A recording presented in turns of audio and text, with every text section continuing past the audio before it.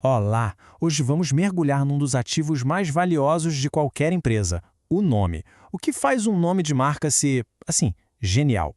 E o que pode transformar esse nome num desastre completo? É essa arte e ciência que a gente vai desvendar agora. Para a gente começar a ter uma ideia da dimensão disso, dá uma olhada nesse número, 470,9 bilhões de dólares. Essa é a avaliação estimada para 2025 da marca número 1 do mundo, a Apple. É uma quantia que, por si só, já mostra o poder absurdo que um nome pode ter. Isso leva a gente para a pergunta principal, né? Afinal, quanto vale um nome? E a resposta, bom, ela pode ser surpreendente. Por quê? Segundo os especialistas no assunto, os nomes mais valiosos do planeta não são, de fato, os melhores nomes. É exatamente essa contradição que a gente vai explorar. Então, o que tem por trás de um nome? A ideia aqui é fascinante, de verdade. Pensa bem, marcas como Apple, Google, Amazon são gigantes, claro.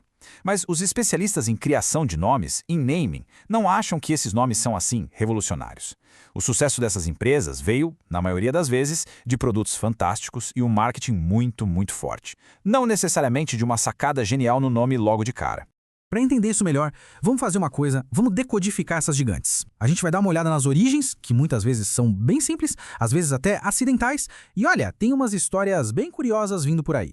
Ok, essa aqui é a lista da Interbrand para 2025. É a base da nossa conversa. A gente vê logo de cara que as gigantes de tecnologia dominam, né? Apple lá no topo. Mas o que é mais interessante nisso tudo é que a maioria desses nomes não veio de um processo criativo super complexo. Tem uma exceção notável aí no meio, porém.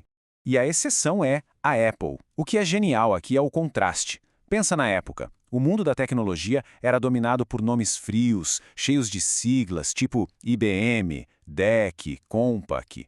E aí, do nada, surge Apple.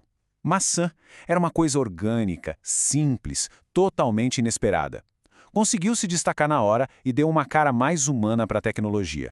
E o Google, hein? Antes de virar sinônimo de busca, antes de virar verbo, a empresa tinha um nome, digamos, bem menos glamouroso. O Google começou como Backrub. É isso mesmo, Backrub. O nome até fazia sentido. Era uma referência à tecnologia de analisar os backlinks das páginas. Mas vamos combinar que não tinha o mesmo impacto, né? A mudança só veio quando os fundadores decidiram procurar um nome que passasse a ideia de uma quantidade gigantesca de informações. E aí, eles se inspiraram num termo da matemática, o Google, que é o número 10 elevado à centésima potência. Só que na hora de registrar o domínio, eles acabaram escrevendo Google. Basicamente, foi um erro de digitação que acabou fazendo história. E essa simplicidade não para por aí. Coca-Cola é literal, vem dos ingredientes, folha de coca e noz de cola. Microsoft, uma junção bem óbvia de microcomputador e software. Samsung, em coreano, significa 3 estrelas, uma escolha simbólica do fundador. E Toyota, é só uma pequena mudança no sobrenome da família fundadora, Toyoda, para ficar mais fácil de pronunciar. Ou seja, nenhuma grande revolução aqui, né? Ok, então, se esses nomes super valiosos não são considerados os melhores, os mais bem pensados, quais são?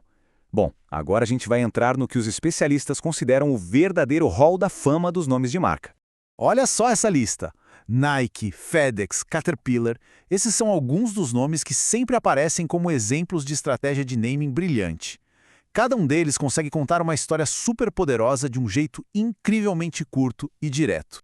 Vamos começar com Nike. O nome vem da deusa grega da vitória.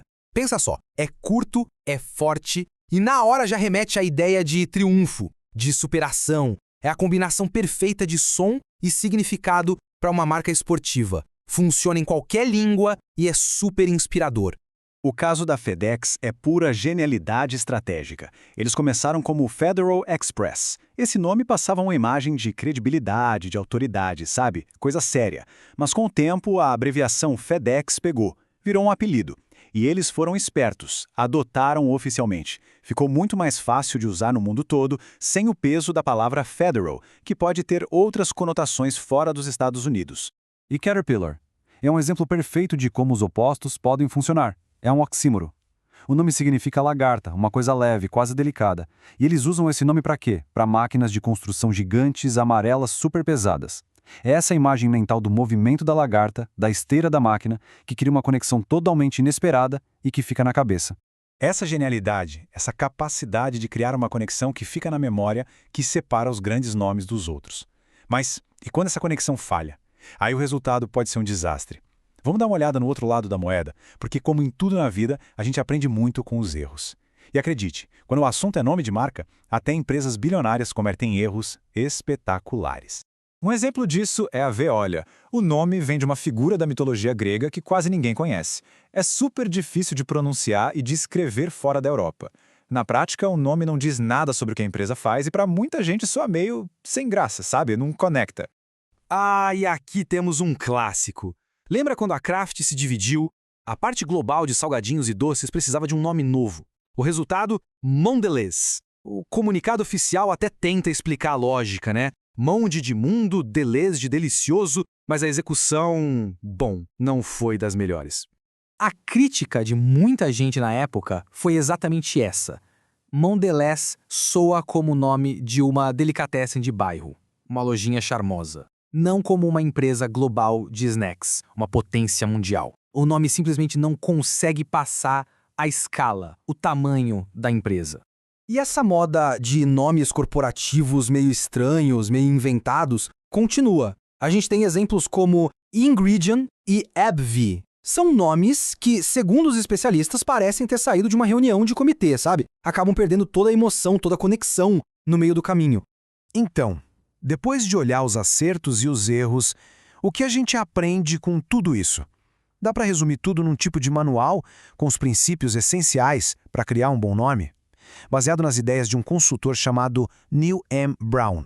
Os princípios se resumem a 4 pontos, 4 perguntas essenciais. Primeira, o nome é simples? É fácil de falar em qualquer lugar do mundo? Segunda, o nome tem a ver com o que a marca oferece, com o seu valor? Terceira, e talvez a mais importante, como as pessoas vão perceber esse nome? E por último, ele corre o risco de ser complicado ou até ofensivo em outras culturas? Se as respostas forem positivas, o caminho está certo. Nike e FedEx passam nesse teste com louvor. Já Veolia e Mondelez? Bom, a gente viu que não. E para fechar, fica uma reflexão. A gente viu que um produto incrível pode até salvar um nome mais ou menos. Mas a pergunta que fica é, será que um nome muito, mas muito ruim pode garantir o fracasso de uma empresa antes mesmo que ela tenha a chance de começar? É uma boa questão para se pensar, não é?